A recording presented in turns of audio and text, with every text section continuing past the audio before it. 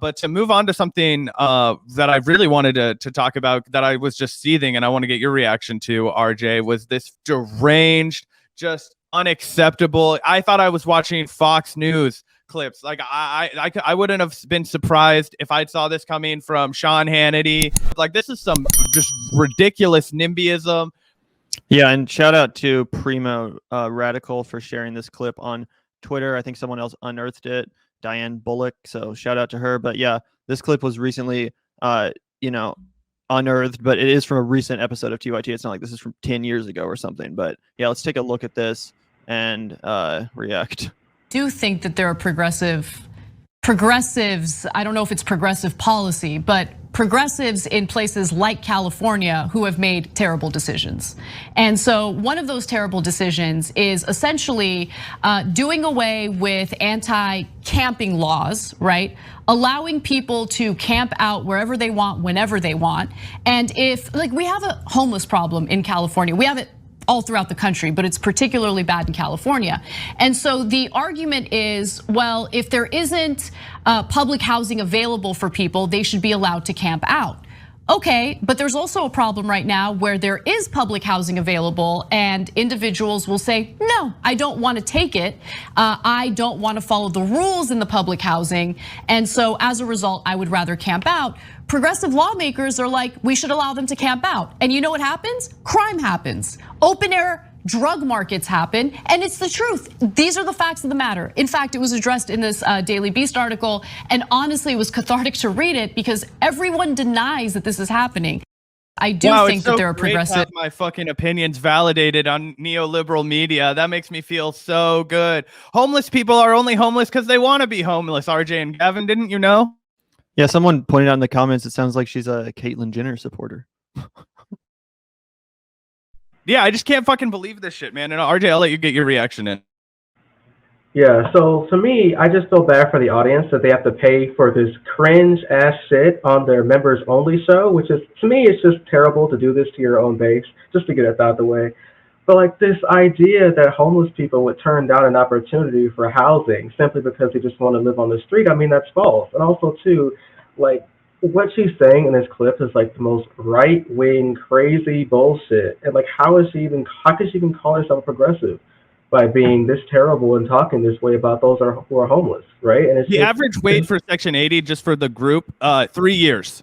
3 years. And if you've been in Section 80 once and then you leave, you get into this massive spiral where you can't get back in. You can't get affordable housing after that. It's fucked up. Yeah, I agree. It's really messed up. And, you know, I haven't watched TYT since Bernie dropped out. So, like, I don't even watch their stuff. Like, I mostly see their clips on Twitter because they say some stupid shit we all have to call out. So I actually saw this clip a couple of days ago because it was so shocking to me. I was like, you've got to be fucking kidding me. So it's just ridiculous she would say anything like this.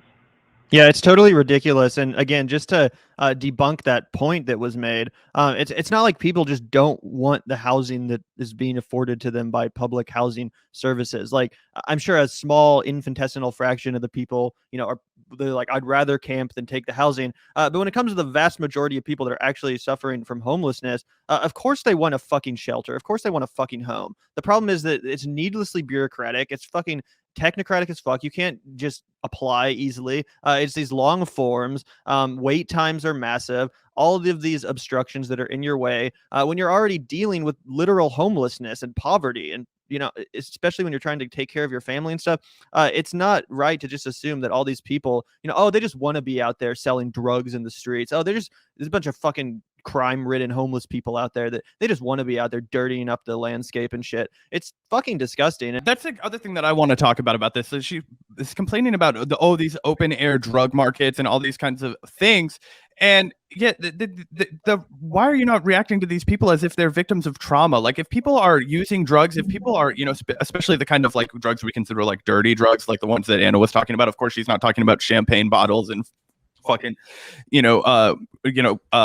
joints and shit. She's talking about like heroin and meth, and these are things that people turn to when they are deeply hurting, when they have been failed by every single element of their communities, when they are completely on their own. And this is the one gap that they have between, for any kind of solace, any kind of reprieve from the constant anxiety and misery that occurs when you're forced to live without any dignity on the streets. Like the fact that Anna Kasparian is trying to portray this as if it's some fucking like band of criminals out there that are just trying to live in anarchy and dirty up the streets of Los Angeles. It's so fucking disgusting. It's depraved. It's some of the most odious shit I've ever heard from somebody that calls himself a leftist. It's like the definition of champagne socialism. I can't even fucking believe that I heard this on TYT, this so-called progressive network, shitting all over homeless people right as the eviction moratorium is up, when 1 in every 6 families is about to be out of shelter. I mean, like, can you believe it, man?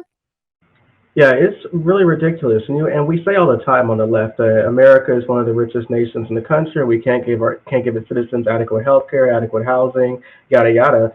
California, one of the richest states in terms of GDP, and better than Great Britain, still has a homeless problem. Still can't give its own state's health care, no Medicare for all in the state of California. So you have the big type of issues. But it's really depressing and really sad when you have so-called progressive networks like the Young Bucks who say stupid stuff like this. Like, it doesn't make any sense.